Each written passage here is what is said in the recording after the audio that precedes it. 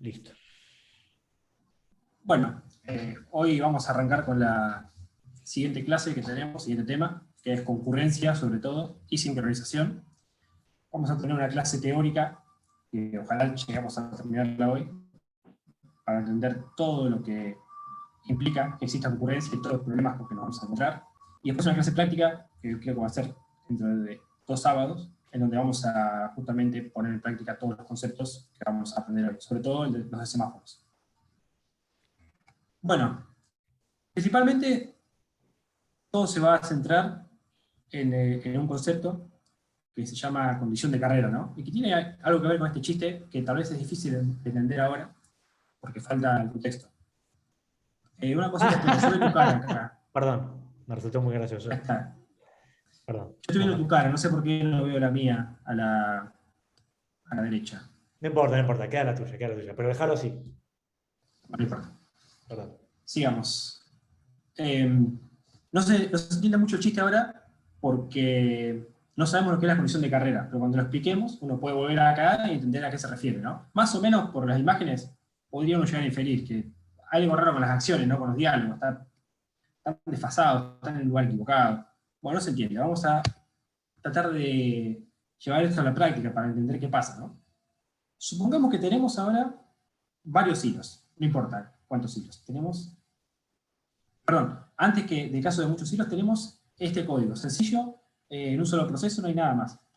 Definimos una variable entera, la asignamos el valor 0, ejecutamos un ciclo for que va de 0 a 1000, y en cada ciclo le aumentamos en 1 el valor a contadores.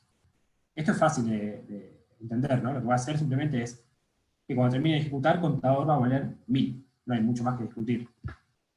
¿Qué pasa ahora si hacemos lo mismo en un entorno donde hay más de un hilo, por ejemplo?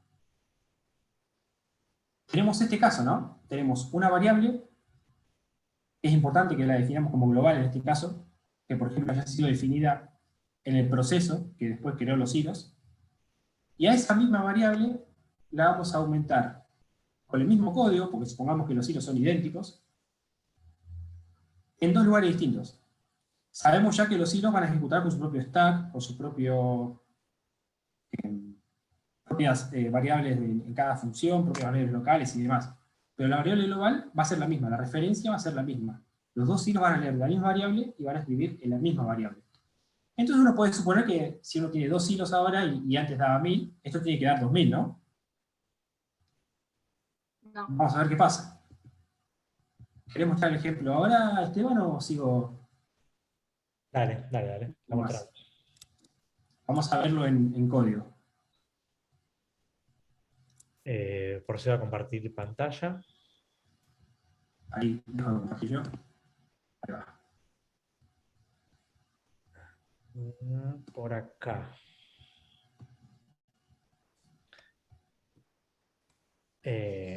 Bien, o sea, recordemos que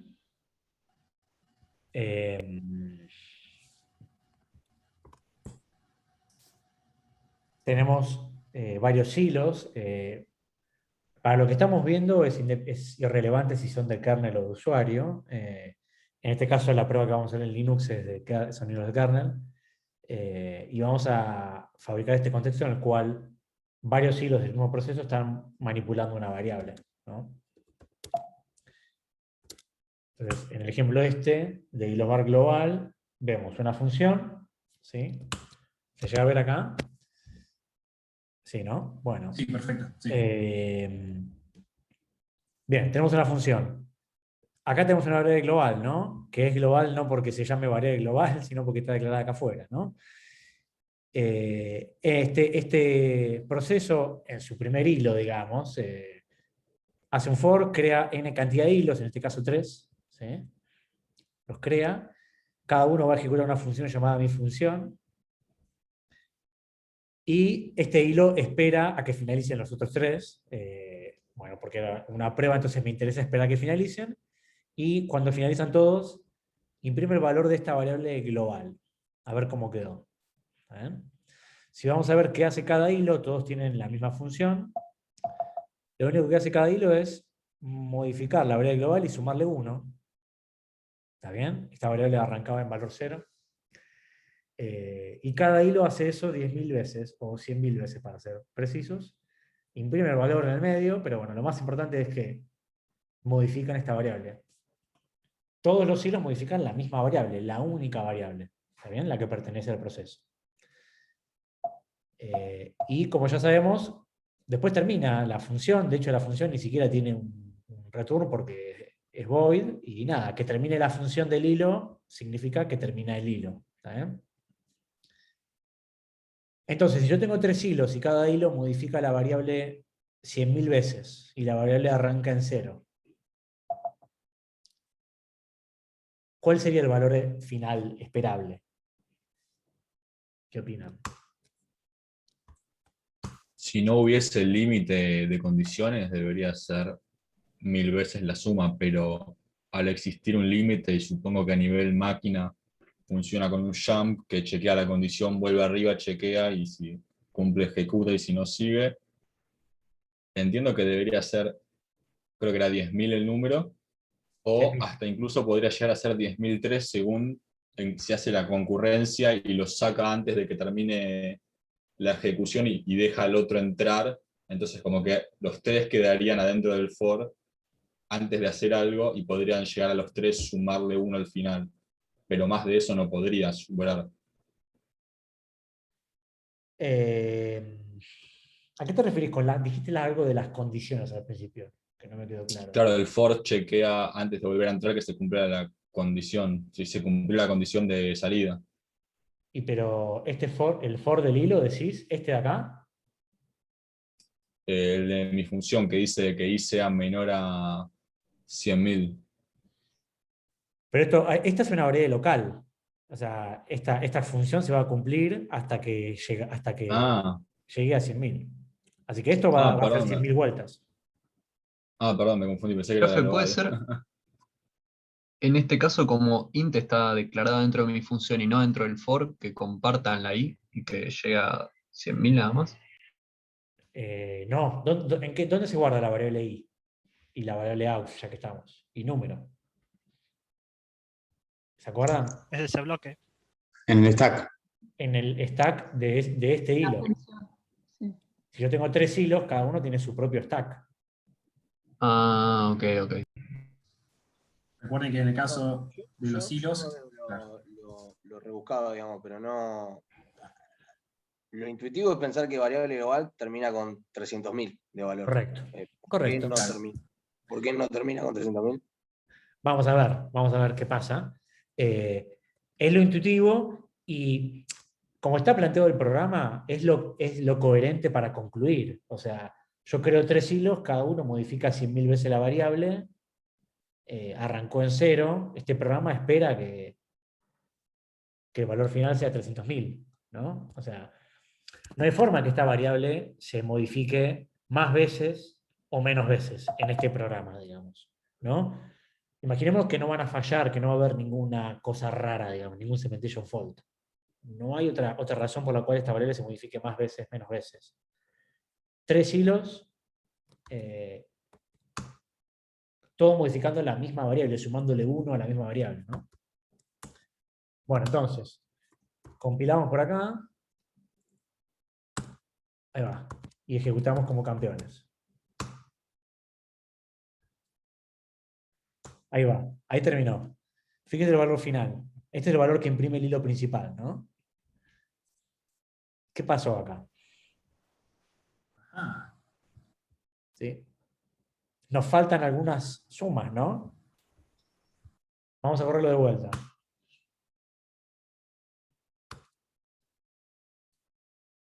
¿Qué pasó? De vuelta, bueno, ¿no? más, ¿no? Y ni siquiera falló de la misma manera, ¿no? O sea, lo que estamos viendo es un programa que ante diversas corridas tiene un comportamiento distinto. ¿Me siguen? Sí, sí. Sí, se ve. Cada vez le va peor, digamos. A ver si lo corro una vez más. Bueno, con un poco de suerte, en algún momento por ahí nos da 300.000. Ahora, una cosa tiene que quedar en claro, mientras intento abrir de vuelta el archivo. Ahí va. ¿Cuáles son las posibles hipótesis? Algunas veces no modificó la variable, por ejemplo, ¿no? Si se quedó en 97, me faltaron 3 de estas sumas, ¿no? Y otra variable, y otra opción es, nada, se modificó, pero algo pasó en la variable en sí, ¿no? A pesar de que esta sentencia se ejecutó exactamente 300.000 veces, algo pasó que no sabemos qué es. Lo importante es entender que, vieron cuando habíamos hablado de, está bueno que compartan los mismos recursos de manera tan acoplada, tan cercana, porque hay una velocidad muy alta, pero el usar los recursos al mismo tiempo tal vez nos genera algún comportamiento no deseado, no esperado. Y eso es lo que nos está pasando acá, en un programa común y corriente, que no tiene mucha complejidad, digamos, ¿sí? Y que esto podría pasar en cualquier lenguaje. ¿Está bien? Bueno, listo, está planteado como el problema, ¿no? O sea, esto así como está no funciona bien, no es determinístico, ¿sí? O sea, lo razonable sería que si la variable se sumó 300.000 veces y arrancó en 0, siempre tiene que valer 300.000, ¿o no? Eso sería lo razonable. No es que estoy sumando aleatoriamente, a veces sí y a veces no. ¿Está bien? Bueno, listo. Volvemos. Y esto no depende de que los hilos sean de kernel o de usuario. No depende, podría pasar en ambos.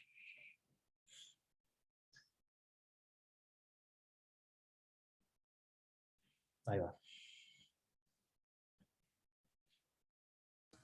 Pucho, estaba hablando y no me escuchaba. De hecho, si vamos a ser todavía más específicos, hasta podría pasar entre procesos. Esto podría suceder entre procesos bajo ciertas condiciones. Entre hilos seguro, ¿no? Pero uno podría generar una situación similar entre dos procesos. Tienen que compartir una variable de manera explícita a través del sistema operativo, ¿no? Exactamente. Pero bueno, Exactamente. Bueno, ¿qué pasó? Estuve respondiendo en el chat. Si querés, Esteban, dar una revisada y de paso podés aclarar algún que otro punto. Hay algunas teorías, algunas correctas, otras cerca de lo que sucedió, pero vamos a explicar exactamente qué fue lo que pasó acá. En un paso anterior, vamos a explicar un par de conceptos que tienen que ver con la concurrencia, ¿no? Porque vimos el código, vimos el caso, pero hay un par de cosas que tenemos que entender o por lo menos repasar antes de ir exactamente al grano de qué ocurrió acá.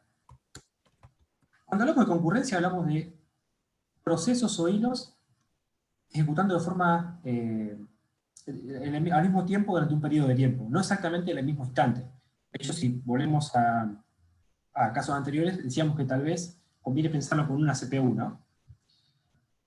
Si uno define la concurrencia de esa manera, uno puede pensar que formas de concurrencia puede ser, por ejemplo, la multiprogramación, que haya más de un proceso en memoria en un momento dado, y que los procesos se vayan turnando para tomar los recursos, sobre todo el CPU y los demás recursos, los usan y los devuelven. En un periodo de tiempo que puede ser una hora, ejecutan varios de ellos, ¿no? Es un tipo de concurrencia. Otro tipo puede ser tener también muchos procesos, pero con muchos procesadores. Que no haya una sola CPU, o tal vez una sola CPU con un solo core, sino que tengamos varias opciones para que muchos procesos se ejecuten realmente al mismo instante de tiempo, pero que sean más de un proceso, y si son hilos, en este caso, mejor para el ejemplo, ¿no? O también puede ser que tengamos concurrencias, tenemos procesamiento distribuido, es decir, ejecutamos procesos en diferentes máquinas físicas o virtuales, pero que se comunican entre ellos. Y en esa comunicación comparten algún dato que están escribiendo y leyendo todo el tiempo, a modo de variable global, por ejemplo. Digamos que tenemos 5 procesos que comparten el mismo archivo. Por ejemplo, podríamos tener 5 Google Chromes, cada uno en cada computadora en su casa, que escriben un solo archivo que es el doc en el que todos trabajan. ¿Qué pasa en ese caso? ¿Cómo se maneja la consistencia de ese caso? ¿Qué proceso tiene prioridad? Todos esos temas ocurren en cualquiera de las formas de concurrencia que acabo de describir. ¿Cómo hacemos para que muchos hilos o procesos no rompan, digamos, el recurso que están usando, no tengan conflictos al utilizarlo? paso antes vamos a decir por qué usamos concurrencia, que esto ya en realidad lo hablamos antes. Primero porque si puedo ejecutar más procesos en un mismo instante de tiempo, hago un mejor aprovechamiento de los recursos. Esto lo vimos, si no me equivoco, en la clase de procesos, en que mostramos que un proceso ejecutaba en un determinado límite, en un determinado periodo de tiempo, de 20 unidades de tiempo, y cuando terminaba arrancaba otro que también tardaba 20. En total, teníamos un periodo de 40 unidades de tiempo, que se podía reducir si lo hacíamos de forma concurrente a tal vez 21 unidades de tiempo, por ejemplo. O sea que la performance es la principal razón por la cual uno trabaja de forma concurrente. Y si no, por diseño. Si hablábamos, por ejemplo, del servidor FTP en la clase pasada de hilos, es mejor tener hilos que trabajen de forma concurrente para ese servidor, por la forma en que tiene que atender los diferentes pedidos que le llegan. Entonces, por una de estas dos razones, uno aplicaría la concurrencia. Principalmente lo hacemos por performance, ¿no? No, Federico, ahí, Sí. y eso que acabas de decir es, a mí me queda claro la diferencia, ¿es multiprogramación o multiprocesamiento? Multiprogramación es muchos procesos ejecutando en el mismo sistema, la misma memoria RAM. Multiprocesamiento implica que hay más de un CPU ejecutando al mismo tiempo en el mismo sistema. Uno puede tener dos o n CPUs ejecutando al mismo tiempo. Multiprogramación no implica multiprocesamiento. Multiprocesamiento implica multiprogramación, porque si tengo más de un procesador, necesito más de un proceso ejecutando. Pero si tengo multiprogramación, puedo tener 20 procesos y un solo procesador. Está bien, o sea, el diferencia?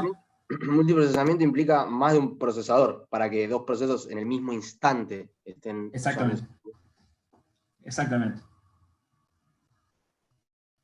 ¿Se entendió? Sí. Sí, gracias. Perfecto.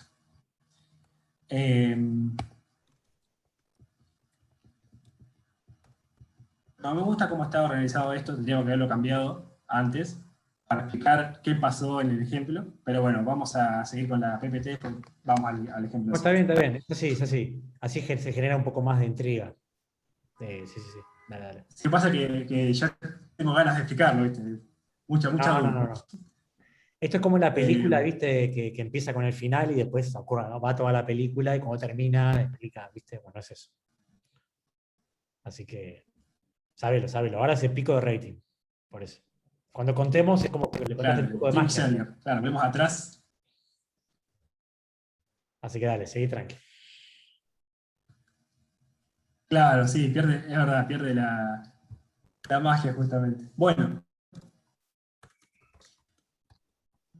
Dados estos escenarios que estamos describiendo, si tenemos más procesos, en unos procesos con diferentes tipos de impacto también.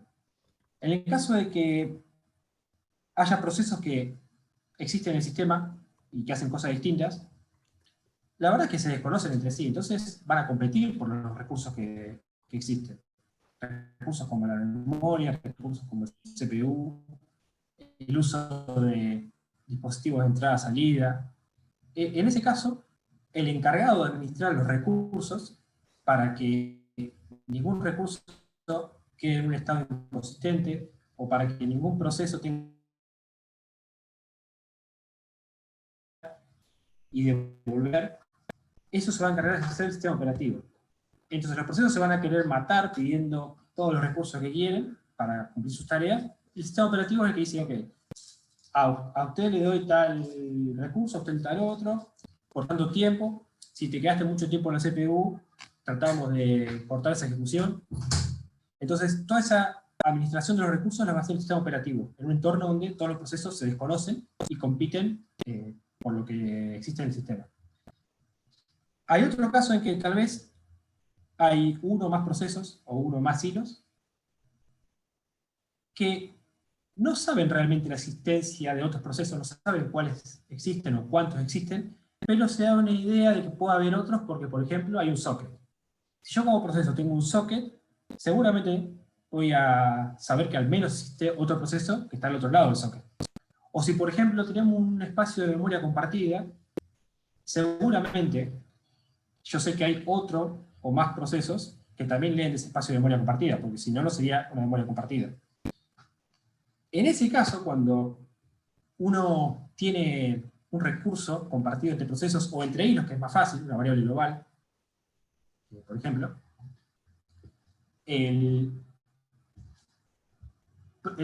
la gestión de los recursos va a estar a cargo del proceso o del hilo correspondiente. Entonces uno tiene que garantizar que ese recurso que solicitó se mantenga de forma consistente, ¿no? En la cooperación directa, la diferencia es que uno ya sabe cuáles son los otros procesos, porque son procesos que creó un padre y está esperando resultados del hijo, o hilos que interactúan entre sí y se pasan mensajes todo el tiempo. Y acá la cooperación, acá ya no hablamos de competencias, sino de cooperación, porque, como en el caso anterior, porque se ayudan entre sí para su ejecución, con la diferencia de que en la cooperación directa sí se sabe cuáles son los otros actores, digamos, que están en el sistema en ese momento, los otros hilos o procesos. Entonces, esos recursos también los van a ser manejados por el proceso o hilo. Y acá tenemos un posible punto de foco, ¿no? Para mantener la integridad y para gestionar bien el uso de estos recursos.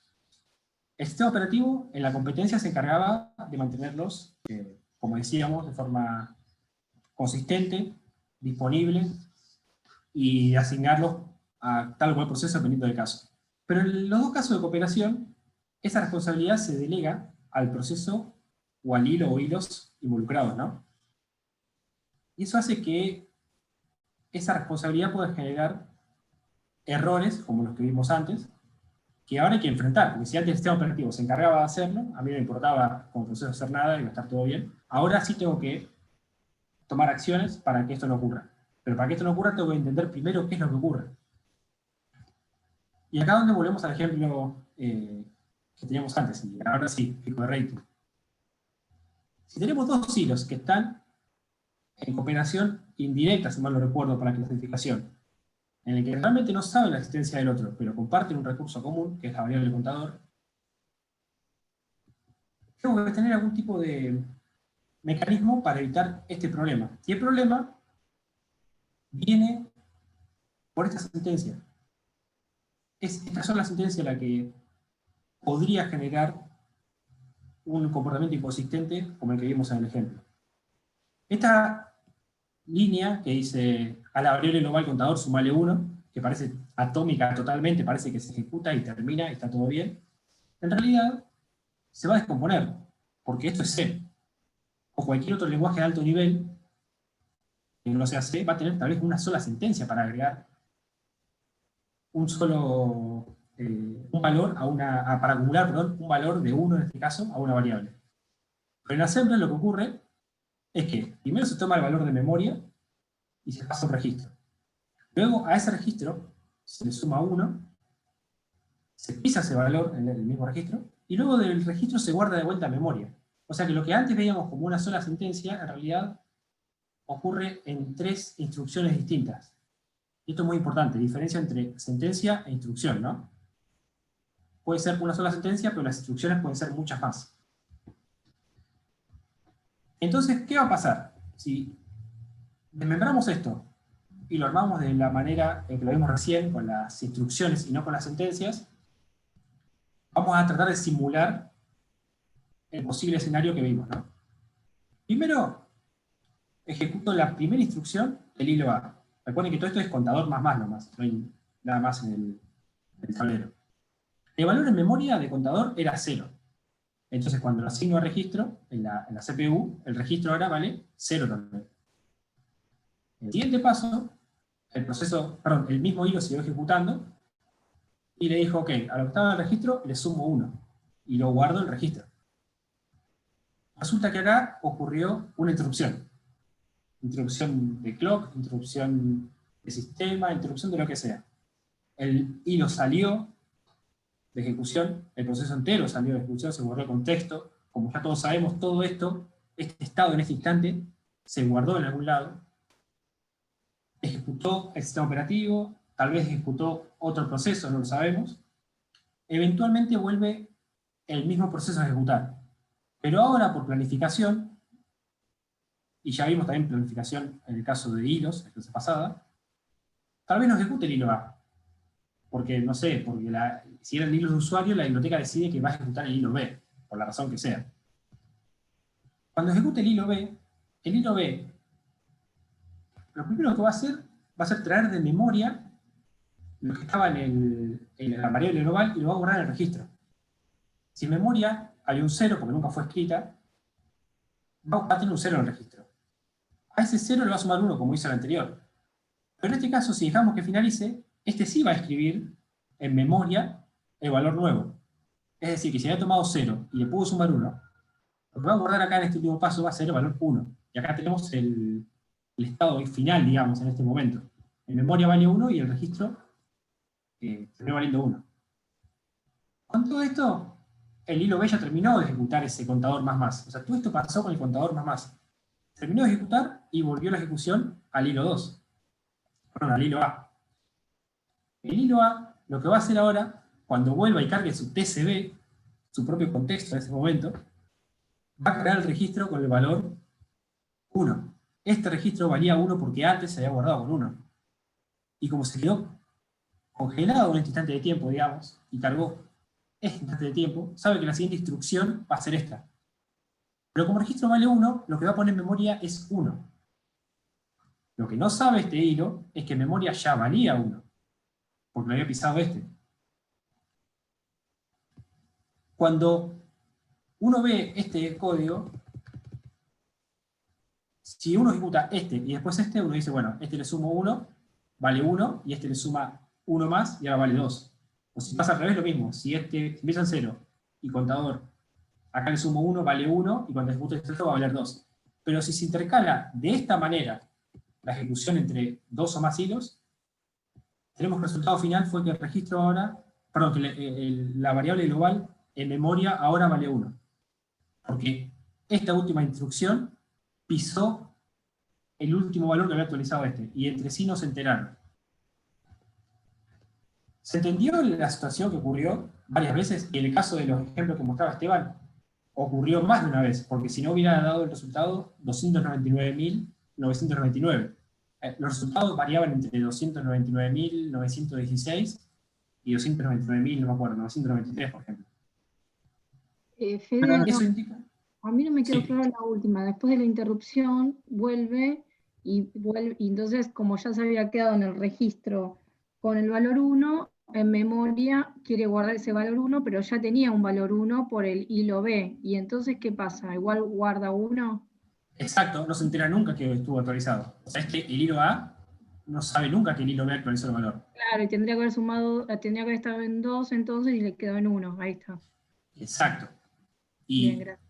como la interrupción se dio en este instante, no podemos hacer nada, porque no sabemos nunca en qué instante se va a interrumpir. O sea, si se pudiesen haber ejecutado primero estas 3 instrucciones y después estas 3, perfecto, nunca va a haber problema, porque el set de 3 instrucciones en este caso garantiza que el dato quede consistente. Pero si interrumpo en algún momento y ejecuta de casualidad otro, puedo generar situaciones como esta. Si de casualidad se interrumpía acá, ¿no? Y no ejecutaba el hilo B, supongamos que la interrupción se daba acá y seguía el hilo A, no pasaba nada. Íbamos a tener como resultado final el valor 2 en la variable global. Pero no ocurrió eso. Entonces, siendo muy detallistas y viendo este caso, ahora sabemos que puede ocurrir algo que no esperamos, ¿no? Que fue justamente lo que Esteban pudo reproducir. Perdona, Fede, Esto, entonces, sí, perdona, entonces la interrupción puede ser medio aleatoria porque en el programa vimos que daba distintos resultados. exacto. La interrupción ocurre cuando, no sé, otro proceso termina una entrada-salida, o ocurre una interrupción de reloj, o lo que sea, le llega la interrupción al CPU y el CPU, perdón, al sistema operativo, el sistema operativo atiende la interrupción en ese momento, como ya vimos en otras clases, ¿no? Y una vez que llega la interrupción, se desaloja lo que está en el CPU, se guarda momentáneamente, el sistema operativo ejecuta lo que tiene que ejecutar y eventualmente elige el mismo u otro proceso a ejecutar. Y el tema está ahí, en ese context switch que se da. Si justo sea en ese instante de tiempo, como lo mostramos, y hay más de un hilo y todas las condiciones que dijimos, puede ocurrir esto. No implica que siempre va a ocurrir, sino que puede ocurrir, y ya eso es grave. ¿Se entendió? Sí, sí, perfecto, gracias. Sí, sí. Genial. Bueno, algo que no mencioné todavía, no me acuerdo si lo tenemos como definición, pero algo que se llama velocidad relativa. La velocidad relativa es qué tan rápido va a ejecutar un proceso ciertas instrucciones, ¿no? No podemos nunca predecir que un proceso va a ejecutar, por ejemplo, un contador más rápido que otro proceso, o un hilo más rápido que otro hilo. Y esto es por las interrupciones que ocurren entre diferentes instrucciones de assembler. Por eso, tenemos que asumir que incluso la más mínima sentencia que estemos ejecutando puede ejecutarse en diferente orden según qué procesos están involucrados y cómo sea la situación en ese momento, cómo sea ese escenario. Bueno, más de lo mismo. No podemos asumir que esa sentencia, por más que sea una sola línea y que parezca totalmente atómica y sencilla, no va a ser interrumpida y no puede generar un valor inconsistente. Esto, Fede, es un poco para como desmitificar lo que por ahí intuitivamente uno concluirá, digamos, si vemos el código anterior, al ver las sentencias, aún viéndolas en Assembler, ¿no? Si uno ve el lenguaje de alto nivel, dice, esto es una sentencia, ¿no? No hay forma de que se pueda subdividir. Uno podría pensar eso equivocadamente, ¿no? Si después profundizamos y decimos, bueno, en realidad son 3 instrucciones de Assembler y sabemos que la ejecución de una instrucción no se puede interrumpir, pero si yo tengo 3 o 4, en el medio claramente sí, igualmente podría pensar que son 3 instrucciones de Assembler. ¿Cuánto tardan en ejecutar? Digamos?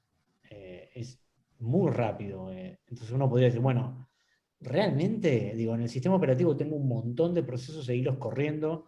Realmente es probable que si tengo 2 hilos entre los 28.000 hilos que hay por ahí de kernel, imagínense, que justo cuando uno está ejecutando se interrumpa a la mitad y justo venga el otro y entonces se genera un problema, ¿no? Uno podría llegar a concluir ni a palos. Y lo que estamos viendo con este ejemplo es que realmente puede pasar, ¿no?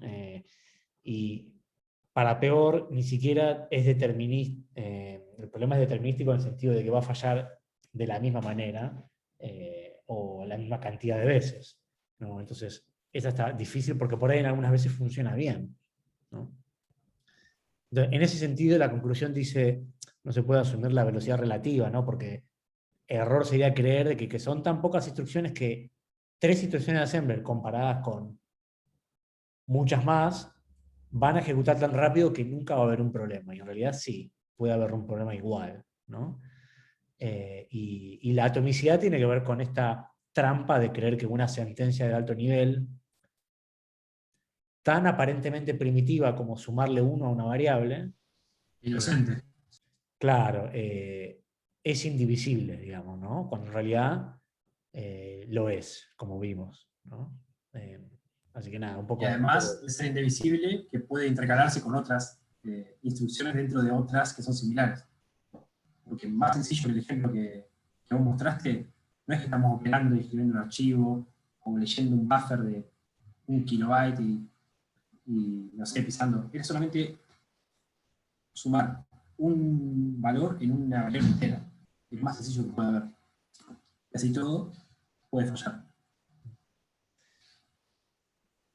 Eso. Bien. Tengo una duda. Bueno, sí. En el ejemplo que diste del código, de los for, cuando se terminó el for del hilo B, inmediatamente se le pasó el control, digamos, al hilo A. ¿Eso siempre pasa así? ¿Cada vez que termina una iteración se le pasa el control al otro? ¿O es solo este ejemplo? ¿Lo decís acá? Claro. No, acá estaba mostrando que por algún motivo que desconocemos, ocurrió una interrupción en este punto. Tal vez ejecutó otro proceso, no el hilo B, otro proceso en el medio, seguramente ejecutó algo el sistema operativo, Cuando volvió el proceso a ejecutar, por otra razón que podría suceder también, no ejecutó el hilo A, sino que ejecutó el hilo B. Cuando el hilo B termina, puede suceder que antes de que ejecute la última instrucción en el hilo A, este terminó, ya devolvió valores, el proceso siguió con otras instrucciones, y en un momento en el futuro ejecutó la última instrucción en el hilo A. ¿Entiendes? No es que pase inmediatamente esto. Esto lo hacemos por simplicidad, pero en el medio pueden haber pasado muchas cosas más, no es que se intercalaban de esta manera. Ok, listo, perfecto. Eh, Gracias. Acá, digamos, en este caso, y como nos va a pasar en la clase de Deadlock que vamos a tener en algunas semanas, no inmediatamente, y creo que esto aplica a medio de sistemas, siempre trabajamos la posibilidad de que algo ocurra, ¿no? No sabemos si siempre va a ser así, si siempre después de que el hilo A ejecute va a venir el B, o si va a venir siempre uno en el medio, pero saber que es probable que, aunque sea una vez, antes de que el hilo A termine sus 3 instrucciones, le pinte venir al hilo B y ejecutar las mismas 3 instrucciones que tocaban en la misma variable, el hecho de que esa posibilidad exista, y no tanto preocuparnos por la probabilidad, pero sí por la posibilidad, ya hace que tengamos que tener presente esta situación y bueno, y lidiar con este problema, ¿no? Exacto. Imagínense que nosotros sufrimos bastante el cuatrimestre pasado para que el ejemplo que mostró Esteban, que estaba festejando justamente, funcione, porque el cuatrimestre pasado lo ejecutamos sin haberlo probado y la suma siempre daba 300.000 o 30.000, no me acuerdo, pero siempre era el número redondo. Después de 10 minutos siempre dio bien. Y parecía que estábamos tomando el pelo a los alumnos en ese momento, porque decíamos, esto ocurre, y cuando lo mostrábamos no ocurría. Pero bueno, es porque depende de otros factores. Y el hecho de que pueda ocurrir es el punto, como bien dijo Esteban, porque si esto está sumando y mide, qué sé yo, la altitud de un avión, y por ahí la recalcula y suma menos, se puede caer un avión, por ejemplo, cosas por el estilo.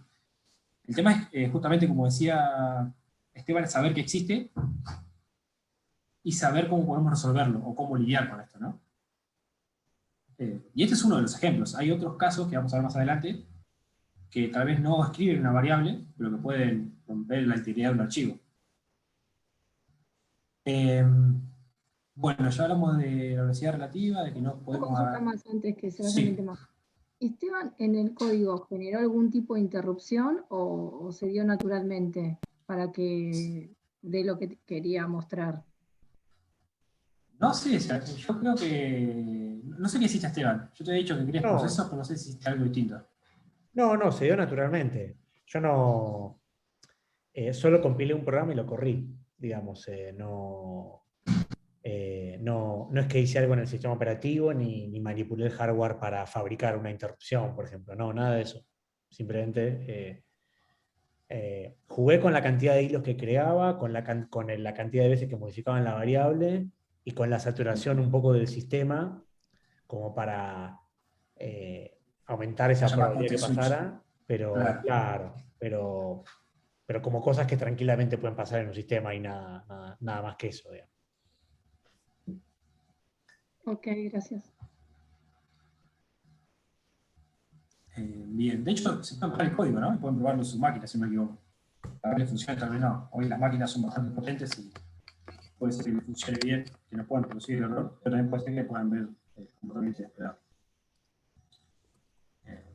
Bueno, entonces con todo lo que dijimos, ya sabemos que hay algo que no funciona bien y que ya había dicho alguien, no me acuerdo quién fue, en el chat, y que es la condición de carrera.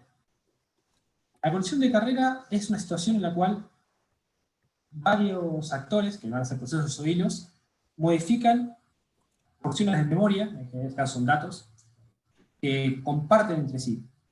Y que dependiendo cómo se den las modificaciones, vamos a tener un resultado u otro. Y justamente como decía, bueno, acá depende de la velocidad de ejecución. Lo que va a terminar sucediendo es que se rompe el valor de la variable y termina en un valor inesperado para ambos, o que no es el esperado incluso por el usuario o por quien está consumiendo eso. En el ejemplo anterior, un proceso le ganó al otro. Sí, en realidad le ganó a la hora de escribir la variable, pero lo que pasó fue que un proceso modificó la variable antes que el otro la escribiera. Y si bien le ganó en velocidad, en realidad el problema estuvo en que el hilo A, perdón, nunca se enteró que el hilo B le había modificado. No hay manera de avisarle al hilo, che, mirá, yo ejecuté una instrucción más que vos. Así que tenés cuidado, lee de vuelta y ejecutá de vuelta las primeras 2 instrucciones. Eso no existe. Y esa es la condición de carrera. Básicamente que dependiendo del orden que se ejecuten los procesos y sobre todo las instrucciones de los procesos o hilos, vamos a tener un resultado u otro. Y esta indeterminación claramente no es buena para la gente que programa, ¿no? Si uno va a programar y un programa te da un resultado y después te da otro y después te da otro, posiblemente terminemos siendo juzgados como mal programadores. Y no creo que nos paguen muy bien por hacer eso.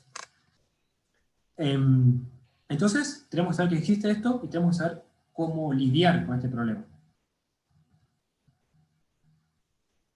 Una forma uno puede decir, bueno, a ver, ¿qué tal si yo defino algún tipo de estructura, en este caso puede ser una función, que se encargue de alguna manera de evitar que existan fallas por el estilo, ¿no?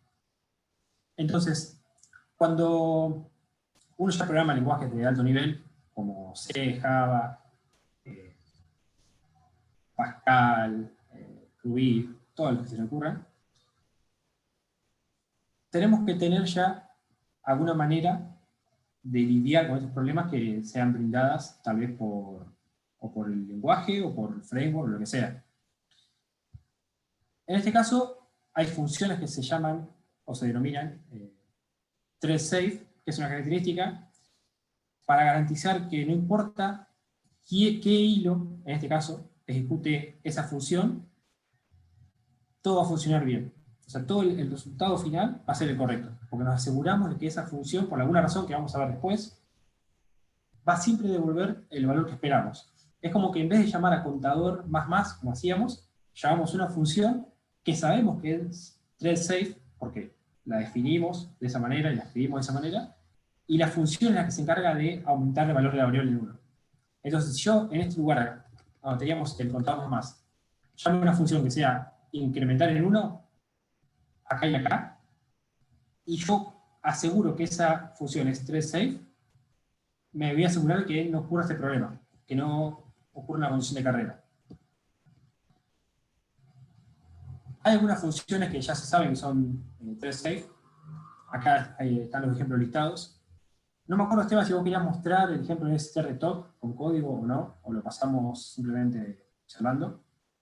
Si en el siguiente slide no está... No. No está. Claro, yo a veces lo que hacía era mostrarlo en... Vamos a mencionarlo por arriba. Claro, yo describía cómo funcionaba esa función. Vamos a decirlo por arriba. En el caso de esta función strretalk, que es una función de la librería estándar de C que sirve para parsear comandos. En esencia, más particularmente, recibe un string que está formado, por ejemplo, un conjunto de palabras separadas por espacios y te permite partir esa gran cadena en varios strings, donde el separador sea el espacio, por ejemplo, ¿no? Yo digo el espacio, pero en realidad podría ser el carácter que uno quiera, ¿no? Que represente un separador para la sintaxis del programa. Entonces, típicamente, por ejemplo, si tu programa interpreta un comando desde la consola y recibe ese comando como una gran string separado por espacios, probablemente te interese partirlo para poder entender cada palabra por separado y ver si tiene sentido. Entonces, funciones como strretalk hacen eso, ¿sí? Y es una función muy común en C. Tal vez hasta alguno por ahí se topó con ella para hacer algo. Y tiene la particularidad de que no es thread safe, la primera versión, la que se llama strretalk. Eso si lo van en la documentación, en las páginas de manual lo van a encontrar. Y que no sea thread safe significa de que no te da esa garantía que tenemos descrito ahí, ¿no? O sea, que si llega a ser usada esa función en un entorno concurrente, por ejemplo, muchos hilos del mismo proceso. En particular, en el caso de CCRock, específicamente podría haber problemas con muchos hilos en el mismo proceso. No te garantiza que el resultado sea siempre coherente, ¿no? Que sea determinístico. Les dejo para que investiguen por qué es así. No hay ninguna contador que se suma uno adentro, en este caso, sino que es otra cosa que pasa. La variante que viene a la derecha, que se llama strreto-r, es una variante que sí garantiza ese comportamiento determinístico, y la primera no. ¿Sí? Así que nada, avancemos, y si quieren alguno lo investiga y después pregunta un poquito, si quieren después nos preguntan, cuando hacemos un corte o algo, si alguno cree saber por qué es, lo charlamos. Así que avancemos. Bien. Estoy compartiendo en el chat el link al manual y la firma de los métodos, la firma de las dos funciones. Estoy bajando los espacios, si no más clarito. Pero se pasan, como decía Esteban, dos parámetros, el string y el carácter por el cual vas a separar. Una es safe y la otra no. Y uno puede intuir el porqué con el último parámetro. Después nos vamos a ahondar, pues puede servir también para el TP.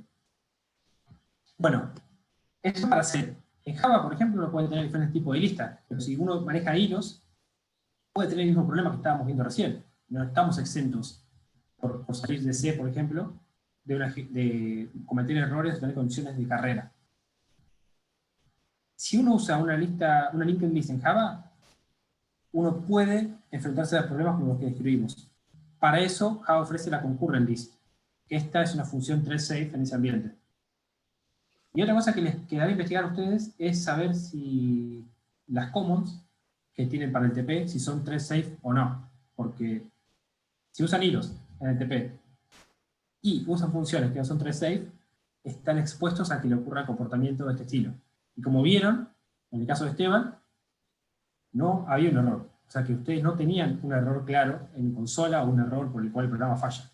Simplemente tenían resultados inesperados. Eso podría generar un error o no. Entonces es muy difícil de encontrar dónde está el problema. Así que de vuelta, si trabajan con hilos, asegúrense ya funciones thread safe. Bien. Sigamos. Vamos a definir un nuevo concepto. ¿El concepto? Sí. Perdón, una pregunta acerca de lo de ThreadSafe. ¿No podrían, si son hilos de usuario por lo menos, el planificador, encargarse de, no sé, hacer que, no sé, implementar algo para que no suceda? O sea, ¿no habrá algún lenguaje de programación o planificador que evita todo esto o no? No. Porque, como dijimos antes, como la interrupción ocurre en cualquier momento entre dos instrucciones de assembler, vos nunca vas a tener la posibilidad de saber que está pasando esto en particular. No hay manera de saberlo. El proceso, al fin y al cabo, o el hilo, al fin y al cabo, es una lista de instrucciones de assembler. No ves este tipo de sentencias. Entonces, si un proceso o un hilo se quedó acá y el otro está por acá, la idea de la concurrencia es que cualquier hilo o cualquier proceso pueda ejecutar sin problemas. Y si ocurre esto, el planificador, que es un ente externo, ni siquiera el planificador de hilos, va a saber la semántica, digamos, o la idea que tenía cada una de estas sentencias. Porque, por ejemplo, digamos que estamos en este caso, ¿no? Y tenés un planificador que intentaría hacer lo que vos decís. ¿Cómo sabe que el planificador ese que no debería ejecutar esta instrucción? Porque este hilo ya ejecutó esta. No hay manera. Bueno, capaz si se definieran funciones que después en Assembler hacen que entre cada operación se deje registro y después, por ejemplo, antes de mover a un registro, marca, voy a mover un registro, muevo el registro y una vez que se movió, marca de nuevo, moví al registro. ¿Y cómo sabes que Una en especie de esas sistema de instrucciones, claves. cómo sabes que esas instrucciones no se ejecutan de una y una también? y cada uno marca que lo va a mover, el otro marca que lo va a mover, vuelve el primero, y lo pone mal, y claro. vuelve a ser, caes en Claro. el Sí. mismo problema. Bien. Gracias. De nada. El problema es ese, el problema es que tenemos que... Sí, Con eso que decía el compañero, ponerle en la planificación, que no me acuerdo cómo se llama, que era la primera que vimos que no cortaba los procesos, tipo que corría uno sí. tras otro. En esa no se podría. ¿Ocurrir esto? No, puede ocurrir en todas, porque No, digo que como si no estarían las interrupciones de planificación, no puede ser que no pase eso. si no hay interrupciones, Ella dice, por ejemplo, O sea- si tenés FIFO, un algoritmo como FIFO, Claro, eso. que los procesos nunca son desalojados, sino hasta que ellos mismos se bloquean. Sí, podríamos decir que si tenés un solo procesador y un algoritmo como FIFO, esto no te pasaría, digamos. El caso de la variable, por lo menos. Porque efectivamente ninguna de esas tres instrucciones va a generar un bloqueo del proceso. Y entonces, el que está, si tenés un solo procesador, el hilo de kernel que está ejecutando va a ejecutar todo hasta que se bloquee y entonces esas tres las va a pasar, digamos, mientras monopoliza la CPU. Está bien lo que planteas. Bueno, perfecto. Es mucho Igual no más. existe la posibilidad también de que haya una interrupción externa, eso sí. Bueno, Sí, pero a ver, si vos tenés un algoritmo como FIFO, vos seguís teniendo interrupciones en el algoritmo FIFO. Cuando un proceso termina la entrada-salida, cuando pasa algún evento de hardware, el que sea, eso sigue pasando. El tema es que con un algoritmo como FIFO, que es un algoritmo sin desalojo, ninguna de esas interrupciones te va a generar reemplazar el proceso de la CPU por otro. Entonces, el sistema operativo atiende la interrupción, pero después continúa el mismo. ¿Ah? Entonces, ¿de qué nos estamos dando cuenta? Que el problema es cuando hay un switch, cuando el proceso o hilo, aparte de ser interrumpido, es llevado a ready y es metido otro hilo o proceso que va a ejecutar instrucciones que justo manipulan el mismo recurso. ¿Está bien? Si simplemente tenés un hilo que es interrumpido por el sistema operativo, pero después continúa el mismo hilo, eso es lo que pasaría en un algoritmo como FIFO, digamos. No pasaría naranja, digamos. Así que está bien la pregunta, ¿no? O sea, con algoritmos sin desalojo, este problema no lo tendrías si tenés una sola CPU, aclaro.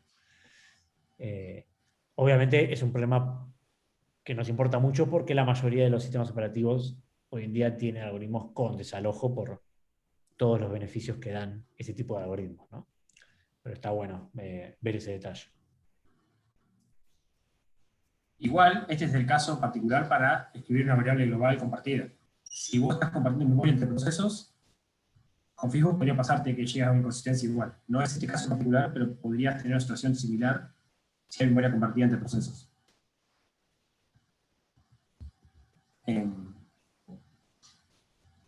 Che, la parte Bueno, igual- del código, ¿la pasaste rápido? ¿Las explicaste? No, la parte esa que ves la región crítica. No llegué todavía, acá. Ah, ok, no llegaste, Tengo listo. que venir ahora. No. Estaba viendo si me faltaba algo. Esteban, controla la hora, porque no me estoy fijando cuánto tiempo vamos ni cuánto falta. Sí, ahora en 5 minutos llegamos a la hora de clase, digamos. Así que avancemos hasta antes de ver las soluciones y por ahí convenga evaluar hacer un corte. ¿Dale? ¿Cuánto falta para las soluciones? ¿4 o 5 slides? Sí, 3 o 4, sí. Y sí, hagamos eso. Serán 10 minutos más, 10, 15 minutos más, ¿no? Más o menos. Sí, tal vez menos, porque ya hemos repasado estos temas sin querer, así que tal vez sea solamente mencionarlos. No hay que definir mucho. Dale. Bueno, vamos a agregar un nuevo concepto acá que nos va a ayudar mucho para atacar el problema de la condición de carrera, que ya conocemos. Este concepto va a ser llamado región crítica. ¿Cuál es el problema del código que mostró Esteban o el código que estaba en la PPT recién que analizamos? El problema en realidad no estaba por ejemplo, en esta sentencia, ni en el while, ni en el mark my turn as fish, ni en el printf. El problema estaba al momento de incrementar el valor de la variable. Entonces, lo que debería pasar es que deberíamos asegurar de alguna manera que cada hilo o proceso pueda ejecutar esta instrucción esta sentencia de forma completa, que ejecute todas las instrucciones que la componen y que si es interrumpido, de alguna manera podamos garantizar de que otro hilo o proceso no haga lo mismo, sino que este finalice su set de instrucciones, ¿no? A la porción de código que va a manejar variables compartidas o datos compartidos entre dos o más hilos o procesos, la llamamos región crítica. Y en este caso está compuesta por esta sola sentencia. O sea, toda porción de código en cualquier parte del proceso o de los hilos que modifiquen recursos compartidos, que lean, o sobre todo escriban recursos compartidos, la vamos a llamar región crítica. Y la llamamos región crítica porque la ejecución concurrente de los diferentes hilos o procesos en esa región puede generar inconsistencias. Y tenemos que tener en cuenta esto y tomar alguna acción, ¿no?, para que no suceda. Entonces, básicamente sería la región en donde hay un proceso hilo tiene acceso a recursos compartidos y que no tiene que ser ejecutada mientras otros procesos están en esa sección. Si yo me aseguro de que un proceso ejecute su decisión crítica y después otro ingrese, nunca va a pasar el problema que mencionamos, o un hilo.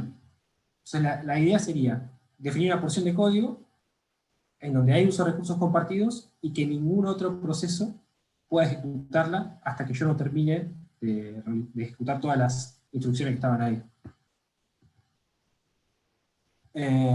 Bueno, acá hay un poco más de lo mismo. Si pasamos este código y lo analizamos de otra manera, esto es irrelevante. Acá tenemos el ingreso a la región crítica. Tenemos que tener algún tipo de forma de saber si entramos o no. Acá, en este caso, preguntamos mientras que no sea mi turno. Si no es mi turno, esto va a dar true todo el tiempo, hasta que sea mi turno y va a dar falso. Entonces yo me voy a quedar esperando acá, digamos. Cuando sea mi turno voy a poder entrar, y cuando termine voy a marcar mi turno como finalizado. Tal vez otro hilo o proceso sí va a poder entrar porque se le asignó el turno. O sea, esta función de acá va a asignar el turno a otro hilo o proceso. Y tenemos este tipo de estructura. Una sección que no nos interesa porque no hay recursos compartidos. Una forma de validar, que va a entrar a la región crítica, una forma de saberlo. La región crítica en sí, que en este caso que estamos viendo es una sola sentencia, pero pueden ser varias. Y la salida. En donde la salida yo aviso al resto de los procesos o hilos que ya terminé de ejecutar esa parte y que pueden continuar o entrar ellos si hace falta, ¿no? ¿Hasta acá se entiende? ¿Alguna duda o consulta? Si se ve algo en el chat. No, Sí, nada. Bueno, sabiendo que ya teníamos definido el problema y lo redujimos a la sección crítica, que es donde se utilizan recursos compartidos, lo que tenemos que, digamos, garantizar es que exista mutua exclusión.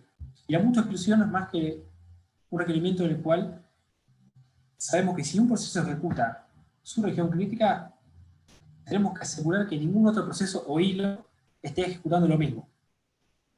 O sea, esa misma región crítica, no otra región crítica. Otra cosa que no mencioné es que tal vez, si uno tiene 15 variables globales y en 15 partes del código ejecuta modificaciones, cada una de esas regiones es una región crítica distinta, una por cada variable. Entonces, si un proceso modifica la variable A y otro proceso modifica la variable B, no deberían interrumpirse entre sí. Pero si dos procesos modifican la misma variable, ahí deberíamos garantizar que exista mucha exclusión.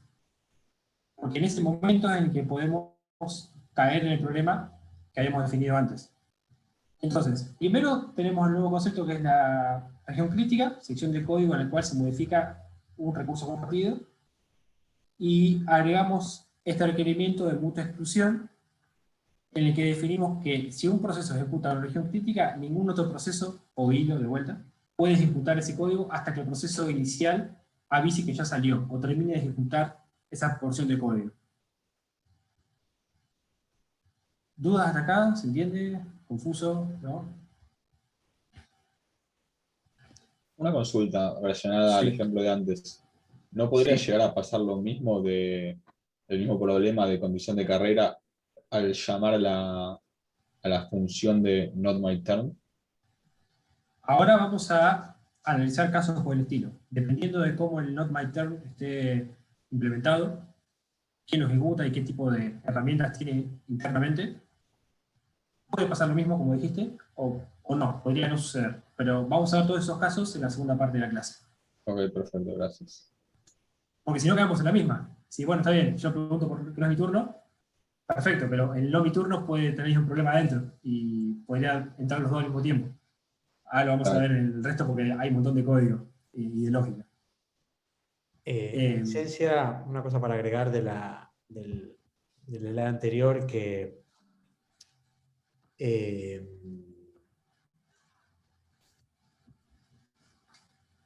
digamos, ¿cuál es la estrategia que estamos llevando adelante para llegar a la solución? No, ahí está la estrategia es aplicar la mutua exclusión. ¿Qué es la mutua exclusión? Esta definición que hay acá, ¿no? Cuando está uno, no está el otro, digamos. Y uno, cuando está en la región crítica, ejecuta todas las instrucciones, sentencias, todo lo que implique manipular ese recurso, ¿no? De alguna manera es bien sencillo, ¿no? Porque si logramos esto, evitamos que se produzca este corte, este intercalamiento que veíamos que podía generar problemas, ¿no? Estamos de alguna manera... ¿Por qué había ese intercalamiento de lo corta en un momento y continúa el otro desde otro lugar? Todo eso se generaba porque cuando empezamos a hablar de multiprogramación, cuando empezamos a hablar del sistema operativo con varios procesos que los ejecuta, aún si tiene una sola CPU, levanta varios procesos y mientras uno hace una cosa, el otro hace otra. Entonces va intercalando la ejecución de cada uno y arma todo ese mecanismo para poder aprovechar al máximo los recursos de la computadora, y de golpe todo eso nos genera esto, ¿no? Y digo, llevémoslo al extremo, digamos, la mutua exclusión al extremo. Yo podría decir, bueno, la mutua exclusión llevada al extremo es un sistema monoprogramado, un sistema operativo monoprogramado. Si en un sistema inicia un programa y hasta que no termina no empieza el siguiente, claramente no tengo ninguna condición de carrera nunca jamás. Estamos de acuerdo en eso, ¿no? Si fuesen hilos, los ejecutás primero uno, después el otro, siempre en serie, nunca en forma concurrente. Ahora, no queremos eso, ¿no? ¿Por qué? Porque sabemos que la multiprogramación otorgaba muchos beneficios porque la computadora tiene varios recursos y no todos los procesos usan todos los recursos al mismo tiempo, ¿no? Entonces, ¿qué es la mutua exclusión? Una versión muchísimo más reducida de esa monoprogramación, ¿no? Entonces, esta estrategia que efectivamente resuelve el problema trae un pequeño costo, ¿no? Porque en ese intervalo de tiempo que nosotros llamamos la región crítica, estamos anulando la capacidad de multiprogramación del sistema operativo, ¿sí? Parcialmente, ¿no? Entonces, marcar esto por un lado, y por otro lado, dejar la nota al pie de que esta estrategia de establecemos mutua exclusión, sobre la cual vamos a trabajar en toda la clase, y en la cursada es lo que vamos a aprender, no es la única que se usa en la industria para resolver este tipo de problemas. Hay otras, y que por ahí están un poco más en boga hace algunos años, y que no las vamos a ver, pero por lo menos quiero que sepan que existen otras y que están alrededor de conceptos como la inmutabilidad en lenguajes orientados a objetos, como por ejemplo Scala, o lenguajes funcionales, y apoyándonos en esa idea y en lenguajes que tienen encapsulamiento, usan otro enfoque para resolver este problema que no es la mutua exclusión, ¿sí? Solo quiero mencionar eso, no voy a profundizar ahí porque requeriríamos otra materia, y de hecho hay otra materia que se llama, voy a inventar el nombre, pero algo así como Acciones concurrentes. programación de arquitecturas de materias concurrentes, algo así, metí alguna palabra de más, pero hay una materia electiva en cuarto año tal vez, no lo sé, dada por un chamaco que sabe mucho, llamado Leandro Bulgarelli, no, no me acuerdo, Franquito Bulgarelli, Franco, sí, Franco. que entre otras cosas profundiza esto, digamos, es mucho más grande la materia que esto, pero bueno, que no quería dejar de mencionar esto porque no es la única solución. ¿Está bien? Pero bueno, es la que vemos en la cursada. Dale, seguir. Exacto. De hecho, ya que lo dijiste, si alguien conoce el programa Redux y usa Redux como framework, Redux también se basa en la inmutabilidad como estrategia para mantener la consistencia entre datos. Después, sí, bueno, los desarrolladores de React Redux van a saber de qué hablo. Bueno, entonces, si vamos a usar muchas exclusiones, tenemos dos hilos que tienen acceso a la misma variable global, digamos. Tenemos que asegurarnos de que sea obligatorio, de que cada hilo conozca o sepa de alguna manera que no puede ejecutar su región crítica si otro está ejecutando. Es obligatorio. O sea, si uno está ejecutando, ningún otro puede ejecutar esa sección crítica. Tenemos que tener un mecanismo que permita hacer esto, ¿no? Y va a ser obligatorio, ¿no? No hay ninguna excepción para poder decir, ok, pero este hilo es el hilo principal, entonces el hilo principal sí puede acceder a la variable y hacer lo que se le antoje. No, porque ahí ya podemos abrir la ventana por la inconsistencia. Y otra cosa muy importante es que no tengamos restricciones para entrar y salir de la región crítica con la mucha exclusión. Quiere decir que si un hilo entra a la región crítica y hay otros 5 hilos esperando la entrada porque estamos asegurando la mucha exclusión, esa espera tiene que ser limitada y tiene que poder entrar y ejecutar. Y sobre todo, que lo más importante, tiene que salir. Y cuando salgan tienen que poder avisar por algún mecanismo de que ya no está ejecutando ese hilo en la región crítica. Porque si no, si por ejemplo, cuando mencionamos recién lo del not my turn, el primer proceso, o el primer hilo, se le asigna la posibilidad de entrar a ejecutar su región crítica y lo hace mientras los otros se bloquean. Cuando termina de ejecutar y modifica las variables, al final, si ese hilo proceso no avisa que terminó su turno, para el resto, ese proceso o hilo sigue ejecutando la región crítica. Entonces se va a quedar esperando por siempre. Vamos a ver en la segunda parte de la clase que podemos generar situaciones en las que se quedan todos los hilos bloqueados entre sí porque todos están esperando que otro se desbloquee. Y esto lo vamos a ahondar más adelante, como decíamos en la clase de Deadlock. Pero puede pasar tanto que se bloqueen todos entre sí, porque está mal diseñado, o que no puedan entrar nunca porque el primero nunca avisó que salió de la región crítica. Entonces, ¿qué necesitamos? Que sea obligatoria la mucha exclusión, o sea que cualquier hilo o proceso que va a ejecutar una región crítica lo haga y se asegure que ningún otro lo está haciendo. Y segundo, que cualquier otro que quiera entrar tenga una espera limitada y que no se quede bloqueado para siempre ni que siempre sea pospuesto por alguna razón. Entonces uno puede decir, bueno, a ver, como decía Esteban hace un ratito, si uno tiene un sistema monoprogramado, en donde ejecuta un programa a la vez, como que lo serializamos, ¿no? Ejecutamos el programa 1, finaliza, programa 2, finaliza, perfecto, no hay problema ahí. Si pudiésemos hacer eso con los hilos, lo mismo.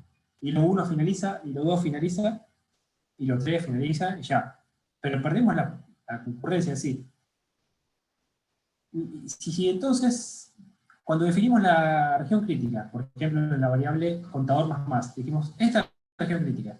¿Qué pasa si ampliamos esa región crítica? O sea, por ejemplo, la ampliamos y decimos que en lugar de ser una sola sentencia, que es el contador más, decimos que es toda la función main. o la función, no me acuerdo cuál es el nombre del ejemplo de Esteban, pero la función que ejecutaba cada hilo. Decimos que cuando entra esa función, que todo sea región crítica. Eso es una característica no deseada. ¿Qué quiere decir? Que cuando definamos una región crítica tiene que ser lo más pequeña posible. Y tenemos que asegurar la mutua exclusión en esa pequeña región crítica. Esto no sé si lo dicen, a ver acá, no lo debo aclarar acá, pero lo quería decir, pensé que estaba como uno de los bullets. Pero la región crítica tiene que ser lo más pequeña posible, tiene que reducirse solamente a cuando se modifican las variables compartidas o los recursos compartidos. Bueno, después las consideraciones que se explican acá: si un proceso no está en su región crítica, no va a interferir con los otros procesos, entonces puede ejecutar lo que quiera, puede ejecutar cualquier sección de código siempre y cuando no ejecute su sección crítica. Su región crítica, perdón. Después el ingreso a la región crítica inmediato cuando... Bueno, esto es lo que decía recién, que si un proceso quiere acceder y no hay ningún otro en la región crítica, tiene que poder acceder. Un proceso se quedaría bloqueado o debería esperar para acceder a su región crítica si es que hay otro proceso o hilo en dicha sección. Si no, tiene que tener acceso siempre garantizado. Y esto es muy importante también. La permanencia de la sección crítica debe ser por un tiempo finito y reducido. No podemos avisar, che, empiezo mi sección crítica, ejecuto un par de instrucciones y meto un while 1 y me quedo ahí para siempre. Porque el resto de los hilos o procesos van a morir. Entonces tenemos que asegurarnos que si entramos, tenemos que entrar a esa sección, realizar las operaciones lo antes posible, no bloquearnos por ninguna razón y tener cuidado de no interferir con otros procesos y salir. Cosa de que si por alguna razón después viene otro proceso, puede ejecutar su sección crítica. Siempre y cuando estemos asegurando nosotros que no estamos rompiendo el uso del recurso o el recurso durante la ejecución, ¿no? ¿Querés agregar algo más, Esteban, acá? Porque ya vienen las soluciones para aplicar. No, o sea, simplemente decir que siempre hacemos esta división entre los requerimientos excluyentes y las consideraciones que son aspectos más deseables, ¿sí? Simplemente la idea de esto es tener en cuenta que no alcanza con decir tengo mutua exclusión, porque no sé, existe una herramienta que me lo permite, y listo, o tengo dos hilos de kernel y uno hace un uso de la herramienta, o entra en la región crítica y está mucho tiempo. O sea, hay muchas consideraciones a tener en cuenta para que el uso de la mutua exclusión, por un lado, efectivamente garantice la integridad del recurso. Esas dos consideraciones son las que son obligatorias en el primer slide, y las otras son más deseables y tienen que ver con la performance, ¿sí? Más que nada eso.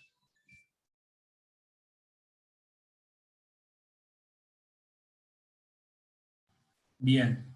Bueno, Estoy pensando que en las consideraciones deseables, el último punto, ¿qué pasa si un hilo no le alcanzó el tiempo? O sea, no terminó en este caso, no sé, bueno, esto es algo simple, hacer un incremento en una variable, pero si no terminó también voy a tener una inconsistencia ahí.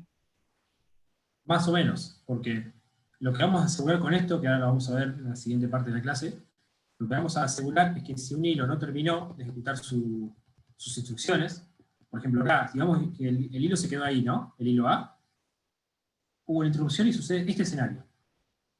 Si cumplimos con los requerimientos obligatorios y tal vez los deseables, este hilo no va a poder nunca ejecutar estas instrucciones. O ningún otro hilo va a poder ejecutar las mismas instrucciones. Porque si lo desarrollamos bien, lo vamos a asegurar, y ya como digo, lo vamos a ver en la segunda parte de la clase, lo vamos a asegurar de que el hilo A, si está parado acá, sí o sí ejecute esto antes de cualquier otro hilo que ingrese. De hecho, en este caso, cuando dijimos mucha exclusión obligatoria, significa que si un hilo está en su región crítica, que va a ser este hilo en este caso, que está acá, eso implica que ningún otro hilo va a poder entrar a la misma región crítica. Claro, pero si el tiempo se le acabó a este hilo. se le acabó porque ponle que tenía un quantum y se terminó el tiempo, ¿no? Se fue desalojado de la CPU. Se guardó el contexto de ejecución. Cuando vuelva a ejecutar este proceso, que tiene muchos hilos, además del hilo A y el hilo B, Va a continuar en lo que quedó, claro. Está bien. suponete que quiere ejecutar el hilo B, pero va a haber una herramienta antes de estas instrucciones que va a impedir que el hilo B continúe con esto. ¿Se entiende? O que el hilo C o D o N ejecuten esto. La misma herramienta que vamos a explicar va a permitir que el hilo A sí o sí sea el único que pueda ejecutar lo que le falta. Y una vez que el hilo A termine con esto, ahí sí pueden entrar otros hilos. ¿Entiendes? Sí, o sea, el tiempo no quiere decir que el hilo A no lo termine. En algún momento lo va a tener que terminar para que puedan continuar los otros hilos. Exactamente. Lo que quiere decir este punto en realidad es que si tal vez veamos. Acá decía, la permanencia tiene que ser por un tiempo finito y reducido. Esto es deseable, ¿no? No es obligatorio, pero es deseable porque supongamos que tenemos este tipo de código, en donde mientras que no sea biturno, esto nos garantiza que uno solo va a entrar, modificamos la variable y después avisamos con esta otra función de que terminamos, ¿no? ¿Qué pasa si entre el counter más y el marcar mi turno como finalizado, yo me pongo a hacer otras cosas? Me pongo a, o sea, ejecutar un for, a imprimir en pantalla, a llamar, no sé, a otros procesos y comunicarme con sockets, qué sé yo. O sea, hice todas esas modificaciones que no tienen que ver con esta variable y hay otros hilos esperando para entrar. Y yo nunca marqué mi turno como finalizado, ¿no? ¿Cuál sería el problema de eso? Que este primer hilo, la verdad que ya modificó la variable, no tiene por qué seguir reteniendo, digamos, el uso de la variable. Sí, no Lo deja deseable, avanzar. Sí. exacto. ¿Qué es lo deseable? Que ni bien se termine de modificar la variable, ya se avise que se salió de ahí. O sea, que esta función, digamos, esté inmediatamente después de la última modificación que le hacemos a la variable. Y no, por ejemplo, que nos pongamos a imprimir este mensaje adentro de la sección crítica, ¿se entiende? Que no ejecutemos código irrelevante entre el ingreso y la salida, básicamente.